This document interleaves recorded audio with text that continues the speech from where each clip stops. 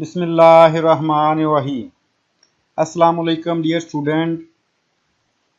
Today in this video I will explain what is atomic absorption spectroscopy, its basic introduction and instrumentation.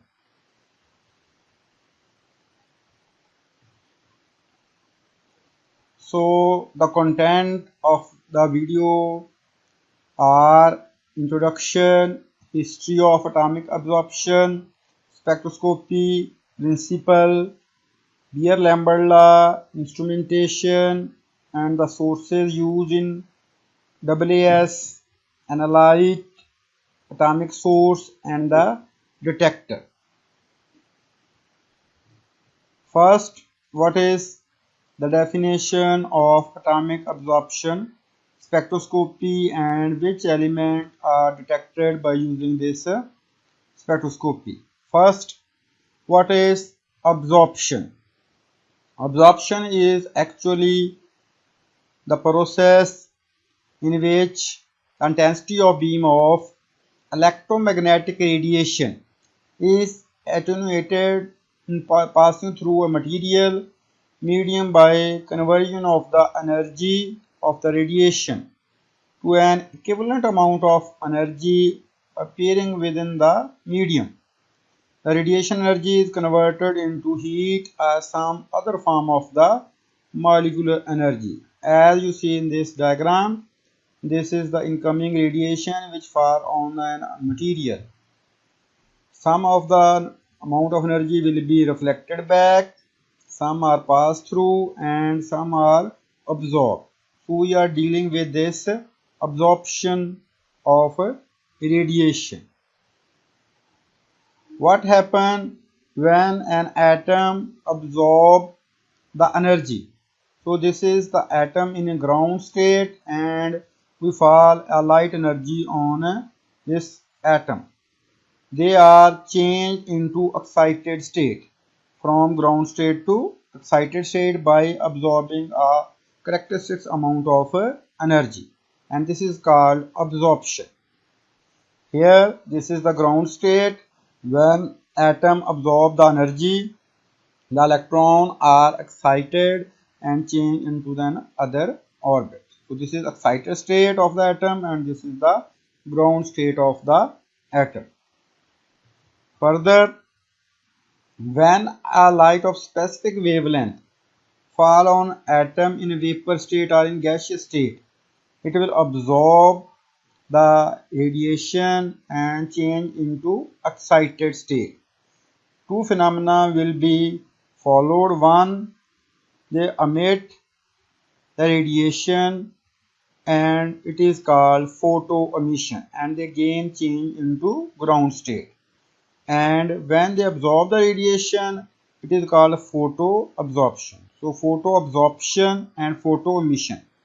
Photoabsorption cause atomic absorption spectroscopy and photoemission cause atomic emission spectroscopy. This is the diagram how atomic absorption and emission take place. When an atom absorb energy, so they will go into higher level of the shell, and when they emit energy they come back. So both atomic absorption and atomic emission phenomena take place vice versa. So in this atomic absorption we will deal with first type, that is atomic absorption. So now what is atomic absorption spectroscopy?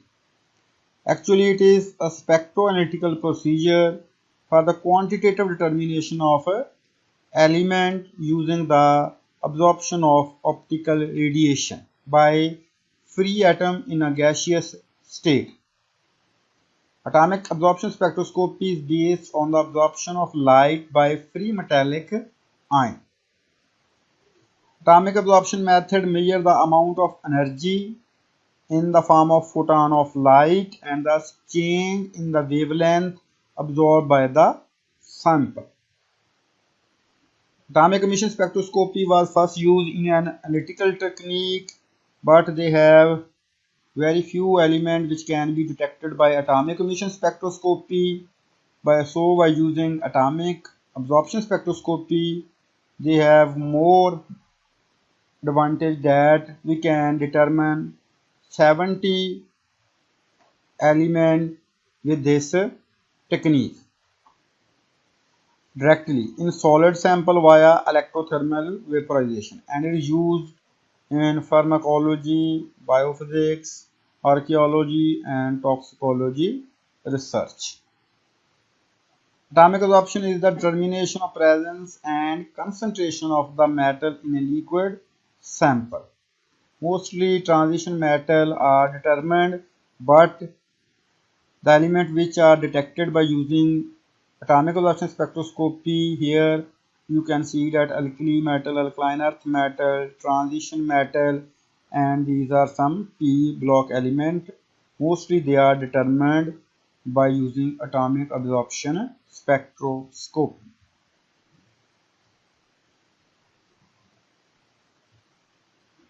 Next, the history of atomic absorption spectroscopy.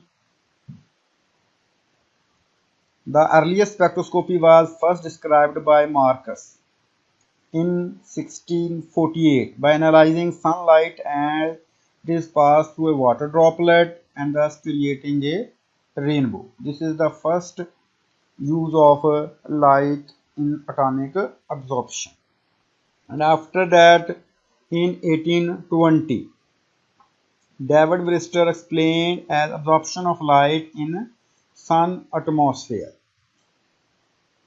After Robert Benson studied the sodium spectrum and concluded that every element has its own unique spectrum that can be used to identify element in the vapor phase. So this idea gave us the atomic absorption spectroscopy. And after that, 1953, Alan Walsh drastically improved the absorption spectrophotometer method for determination of different metals. So there are different metal model are available for atomic absorption spectroscopy. Atomic absorption spectrometer utilize absorption spectroscopy to assess the concentration of an analyte in a sample. The light source which are used is halocathode lamp that emit at the atomic absorption line of interest. A mirror-equipped chopper alternately directs the beam through the flame and bypassing it, effectively providing a double beam arrangement and compensating for any source of drift in a metal. The sample solution is aspirated into a flame as in flame emission spectroscopy, and I have also explained in my last video. And the analyte element is converted into a vapor phase. This is the different model which are used in atomic absorption spectroscopy. I have used Perkin-Elmer model 303, 341. Atomic absorption spectroscopy and emission based on Beer-Lambert law, which is also called Beer law. Basically, it is the relationship between the attenuation of light through a substance and the properties of that substance. What it says, absorption is directly proportional to the path length in the flame and the concentration of the atom in vapor phase in the flame. So, log IT over I naught is equal to KLNO, where I naught is intensity of radiation of incident light, IT intensity of radiation transmitted, K is characteristics constant, L path length of the flame in centimeter, and NO number of atoms present in ground state. This is called Lambert-Beer law on which it depends. Instrumentation. Its instrumentation have only one difference, that is the halocathode lamp. Other Methods are same like atomic absorption, atomic emission spectroscopy. Sample, this is nebulizer, where we use oxidant and air, and this is the flame, monochromator, detector, readout device. These are the same instruments which are used in atomic emission spectroscopy. But in atomic absorption, we use a certain specific lamp which have same characteristics element which we want to determine. So it will give the radiation only for that element which we want to be analyzed. So only difference is the halo cathode lamp. So this source is very important in atomic absorption spectroscopy. Basically, there are two type of instrument used. First is line source atomic absorption spectrometer, that is abbreviated as LSAAS, and other have continuous source AAS, CSAAS. So these are two type of instrument which are broadly used in atomic absorption spectroscopy. Here the what radiation source for line atomic absorption spectrometer. Here this is the diagram of halo cathode lamp. This halo cathode lamp cylindrical made of element to be determined or an alloy of it, and an anode usually made of tungsten or zirconium. So this is anode, it is made of tungsten or zirconium, and this is anode which is called halo cathode, and it is made of that element which we want to be analyzed. So same element are present in halo cathode. The functionating cathode element are typically passed into the cathode cup, and here we have fill an inert gas that is mostly neon or argon. The electrode are enclosed in a borosilicate glass tube. This is borosilicate glass tube, with the window material being borosilicate glass for wavelength over 400 nanometer. Special UV transparent glass for wavelength between 240 nanometer are also used, which are made of Pyrex. A secondary discharge electrically isolated from the sputtering current excites the already vaporized atom.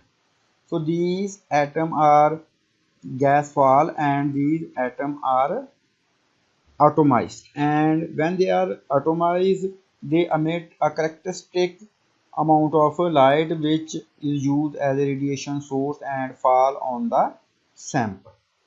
So it is called sputtering. Here this is a different lamp which are used in HCl halocathode lamp. So, and this is a monitorized meter. When we select that we want to determine sodium, so it will automatically monitor and sodium lamp will be on, and they have different arrangement of lamp which are present in this cup. Second source is electrodeless discharge lamp, that is abbreviated as EDL. And EDL contain a small quantity of the analyzed which we want to be determined. The bulb is filled as an inert gas, typically argon or low pressure. The bulb is surrounded by a radio frequency coil. When this coil is powered to generate an intense electromagnetic field, an inductively coupled discharge occurs in a low pressure lamp with characteristic line emission of the LED. So this is the diagram of electrodeless discharge lamp. This is quartz window, this is the ceramic solder, and this is the radio frequency coil. Lamp bulb containing element or salt of the interest, which have in argon or very low pressure gas. So this will generate a radiation of the interest. Third one that is used for continuous source is xenon arc lamp. Xenon arc lamp made with special electrode material can be operated in the hot spot mode. The light originates from a small intense spot close to the cathode, that is 0.2 millimeter in diameter. So this is anode and this is cathode, and here we will generate this intense spot for formation of a light. The position of the hotspot varies with time. This hotspot jitter is compensated by monitoring the position of the spot with 4-quadrant position detector. The lamp life time is at least 1000 hours, over which the output drop by 4x with the twofold deterioration with signal to noise ratio. So with the passage of time, this radiation sources will be deteriorated. Atomizer, these are the processes which are take place with the sample. First, the sample are taking place in the form of a liquid with some solution, and nebulization take place with the help of a nebulizer. We convert this sample into a fine droplet, that is called desolvation, mean removal of solvent from the sample, which convert it into dry aerosol form. And after that, volatilization take place. The atom are changes into gaseous form, and after when atom are in gaseous form, then they absorb the radiation and absorption take place, which we will determine with the help of a detector. Flame atomization. These are the diagram how this is the light source which we used, and this is the atomizer which will kind of atomize the specific, and with the help of a detector we will detect the specific element. Different types of fuel are available which we use depending upon which we want to determine the analyte. Air acetylene is preferably flame used in atomic absorption spectrophotometer, because with the help of that we will determine most of the element, except for about 30 elements that tend to form heat stable oxide. If they form heat stable oxide, then we will do not determine with the help of air acetylene. A special thick stainless steel burner head is used. The length of the flame is equivalent to the cell path length in molecular spectroscopy. And this is the slotted quartz tube. Nebulizer function is the conversion of a solution into a fine tiny droplet. I have explained this in a video of atomic emission spectroscopy with complete detail. Nebulizers suck up liquid sample at a controlled rate, create fine aerosol that mixes with fuel and oxidant for introduction into the flame. The nebulizer uses the combustion flame to atomize and introduce a sample into the light path. The high velocity of the combustion gases cause a negative pressure inside the nebulizer chamber. The combustion gases rushing through the nebulizer draw liquid sample into the flow and is introduced into the flame as a very fine droplet. And large droplets are stopped by baffle or spoiler and flow to the waste. So this is the diagram of nebulizer which convert the sample into fine droplet and go into the burner. These are the different fuel and oxidant which are used. Oxygen, air and nitric oxide are mostly used as an oxidant, and these are the fuel: natural gas, hydrogen, acetylene. These are mostly used as a fuel, and they have different temperature depending upon which element are used. Maximum burning velocity centimeter per second. These are their different burning velocities.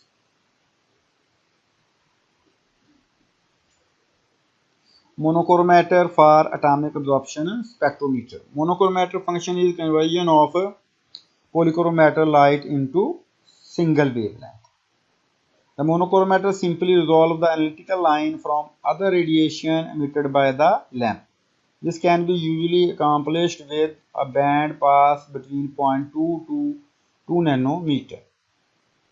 Simple monochromator of litho is better than crazy Turner design are typically used for LS atomic absorption spectrophotometer. When a continuum radiation source is used for AAS measurement, it is indispensable to work with high resolution monochromator. Typically 3 to 5 pixels are used for the measurement of atomic absorption. Detector that is used in atomic absorption spectrometer photomultiplier is mostly used. The photomultiplier determines the intensity of photon of the analyte line exists in the monochromator. Before an analyte is aspirated, a signal is generated by the photomultiplier tube as a measurement of light flowing from the halocathode lamp. And after that, most commonly used detector for atomic absorption spectrometer. Other diode array detector is also used.